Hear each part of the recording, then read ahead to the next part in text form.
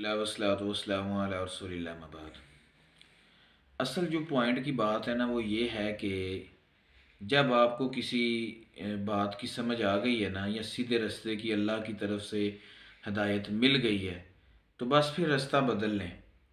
फिर लोगों की बातों की परवाह किए बगैर आप सीधे रास्ते को मजबूती से पकड़ लें। ये शैतान का बहुत बड़ा हथकंडा है कि जब आप को हदायत की रहनुमाई मिलती है, हदायत का रास्ता मिलता है, तो शैतान तो कहता है मिनल जिन्नति वन नास, जो जिन्नात में से शैतान है वो भी और इंसानों में से जो शैतान है ना वो भी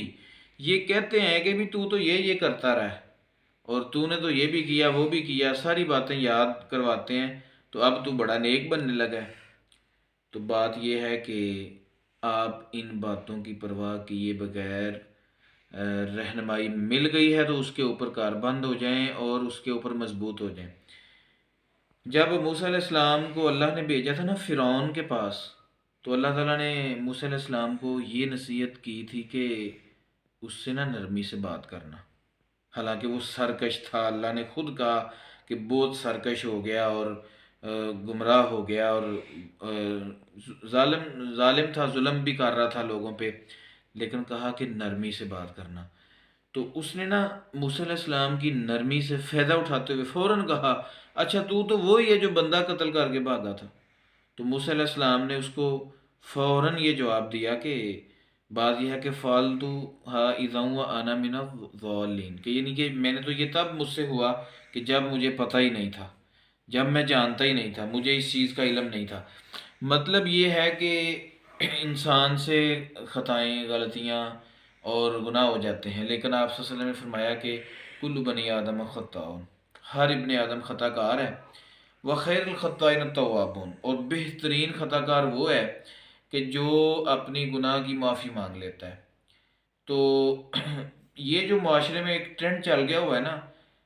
ये जो शख्स आपको बात करेगा या हदफ का तनकीद का निशाना बनाएगा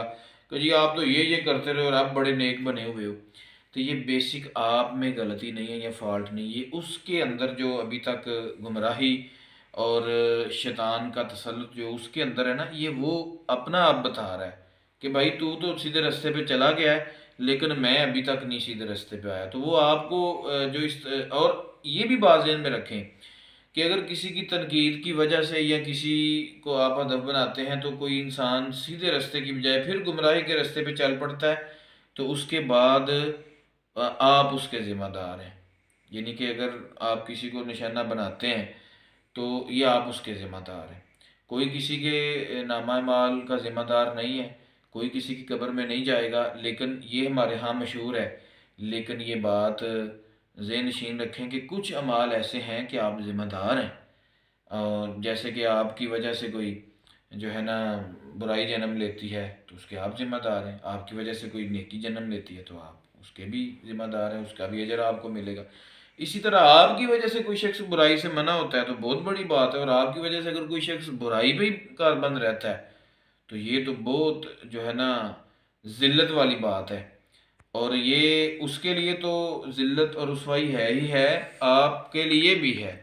इसलिए जो शख्स को हदायत मिल गई, सीधे रास्ते की रहनुमाई मिल गई, वो इन चीज़ों की परवाह ना करे, और जो कोई सीधे रास्ते की तरफ आ गया है या वो